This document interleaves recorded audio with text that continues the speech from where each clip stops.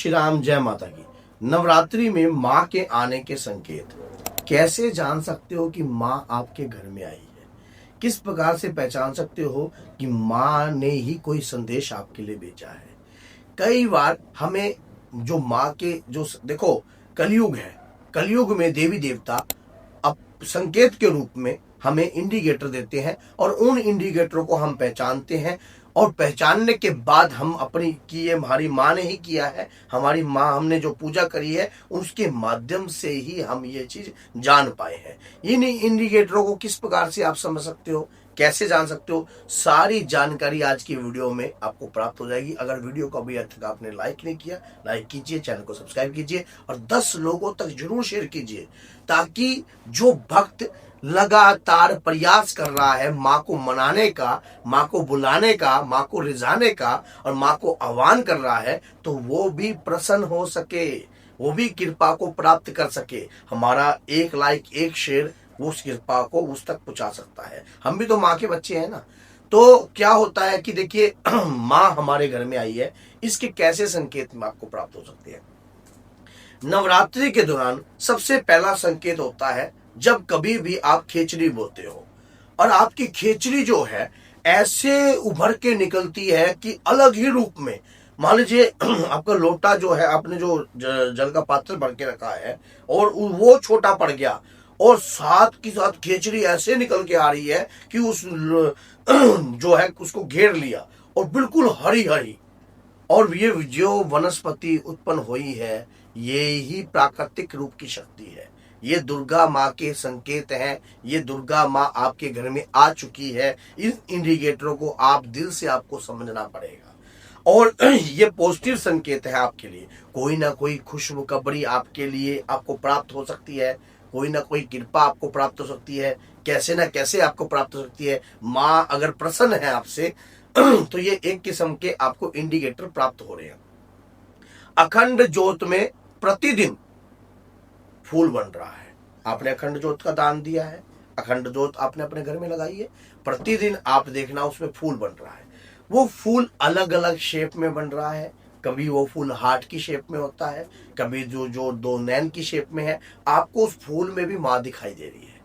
तो ये स्पष्ट इंडिकेटर है। जो जिन भक्तों की आस्था नहीं है, विश्वास नहीं है माँ के प्रति, उनके लिए वीडियो बेकार है, वो इन चीजों को समझ नहीं पाएंगे। लेकिन जिनकी लगन है माँ से, कहते हैं कि लगन तुमसे लगा बैठे जो होगा देखा जाएगा, तुम्हें अपना बना बैठे जो होगा देखा जाएगा। तो क्या होता है, जिसकी लगन लगी होती है माँ से, उन्हें तो ये कृपा प्राप्त तो होती ही होती है और उसी प्रकार से वो कृपा को प्राप्त करते हैं, लगातार प्रयास करते हैं। अब नवरात्रि के दौरान आपके घर में सुगंध आती है, कभी मोगरे की सुगंध आ रही है, कभी चमेली की सुगंध आ रही है, कभी ऐसा लगता है कि आपको कोई इत्र की स्मेल आ रही है। और वो स्मेल अगर आप अपने घर के किसी भी शख्स को कहते हो, किसी भी शख्स को बताने का प्रयास करते हो, उन व्यक्ति को वो स्मेल नहीं आती, लेकिन वो स्मेल आपको आ रही है। क्यों आ रही है, किस लिए आ रही है? कुछ तो इसमें है जो आप और माँ के बीच में है। ये मत सोचना ये इंडिकेटर है। मैंने स्पष्ट पहले ही बोल दिया, ये वीडियो आस्था से जुड़ी हुई है, विश्वास से जुड़ी हुई है।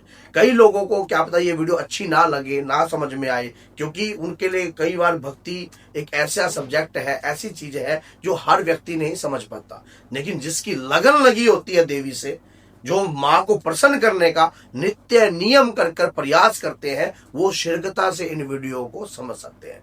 स्वप्न में बार बार छोटी कन्याओं का दिखाई देना, स्वप्न में बार बार नवरात्रि के अंदर छोटी कन्या आपको बार बार दिखाई दे रही है, बार बार आपके घर में आपको छोटी कन्या आपको दिखती है कि आपके घर में छोटी कन्या जो है घूम रही है और वो कन्या बड़ी सुंदर, कानों पे एक सफेद रंग के फूल, अलग से गले में माला, वे अलग सा रूप वो आपको दिखाई दे रहा है, हाथों में एक अलग सा जो है उनके सिंदूर लगा हुआ है और आशीर्वाद रूप में दिखाई दे रही है। तो ये संकेत जब आपको प्राप्त हो रहे हैं, ये जगत जननी के ही संकेत है। कोई भी कहते हैं कि भगवान के प्रति करी हुई भक्ति, पूजा पाठ किसी भी व्यक्ति की कभी व्यर्थ नहीं जा सकती। देविक शक्ति उन्हें अपने आप ही इंडिकेटर देती हैं, उन्हें समझाती हैं कि आपकी पूजा, देखो हम अगर प्रतिदिन अपनी माँ का आह्वान करते हैं, प्रतिदिन उनका गुणगान करते हैं, तो वो भी तो अपने बच्चों के ऊपर सदैव दोनों हाथों से कृपा बरसाती हैं। आपने नवरात्रि के व्रत रखे हैं और व्रत रखने में आपको तनिक भूख ही नहीं लगी, आपको भूख ही नहीं लग रही है, आप व्रत रख रखे हैं, आपको शरीर में कोई कष्ट नहीं आ रहा है, एक एनर्जी आपके अंदर बनी हुई है और आप निरंतर जय माता की जय माता की जय माता की करते जा रही हो। और ये एनर्जी कहां से आ गई आपके अंदर? किसकी है ये एनर्जी?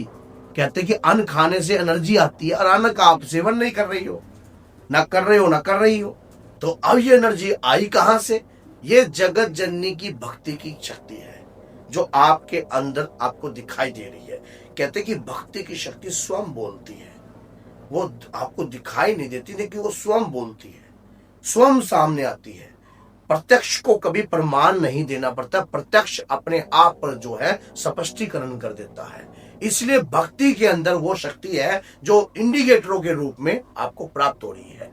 नव दुर्गा आप पढ़ रहे हो, मानो दुर्गा सप्तशी का पाठ आप कर रहे हो, पढ़ते वक्त आपके शरीर के अंदर एक अलग सा सवारी जैसा महसूस होता है, रोंगटे खड़े हो जाते हैं, रोना आने लग जाता है। ये सब के सब जितने भी इंडिकेटर हैं, ये करना वही सरकार के हैं, उस भक्ति की शक्ति से है। ऐसे कोई इंडिकेटर किसी को प्राप्त नहीं होते, ये इंडिकेटर उन्हीं को प्राप्त होते हैं जो भक्ति के रस में तपते हैं, जो भक्ति में तपते हैं, उन्हीं को ये शक्ति की कृपा प्राप्त होती है। अगर आपको ये इंडिकेटर प्राप्त हो रहे हैं तो इसमें स्पष्टीकरण है कि माँ ने आपको चुन लिया है अपनी भक्ति के लिए। माँ ने आपको अपनी भक्ति के लिए चुना है, कृपा रूपण शक्ति के लिए चुना है, आपको हमेशा कुछ बनाने के लिए चुना है।